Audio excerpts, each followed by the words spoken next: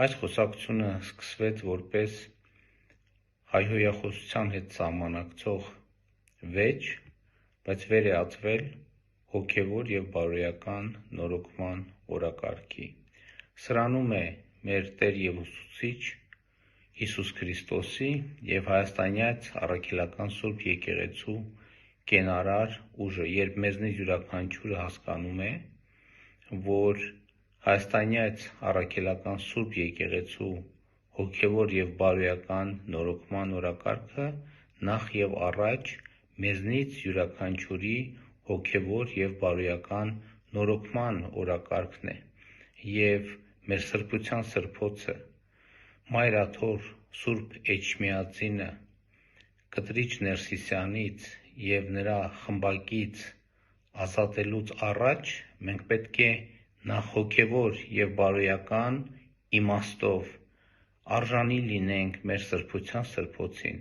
Մայր Աթոր Սուրբ Էջմիածնին, և ես հույս ունեմ, որ բոլոր այն մարդիկ, ովքեր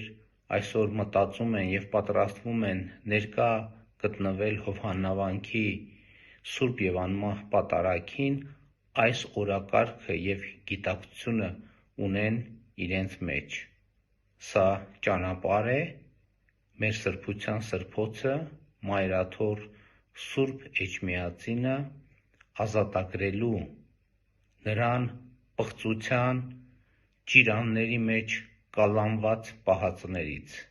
բայց այս առաքելությունը իրականացնելու համար, այդ առաքելությանը ծառայելու պատրաստ յուրաքանչյուր ոք նախ ինքը պետք է անցնի իր հոգևոր և բարոյական նորոգման ճանապարհը և սրանում է այսօր հովանավանքում տեղի ունենալիք սուրբ և անմահ պատարագի խորհուրդը և մենք բոլորս այս տրամադրվածությամբ պիտի գնանք հովանավանք։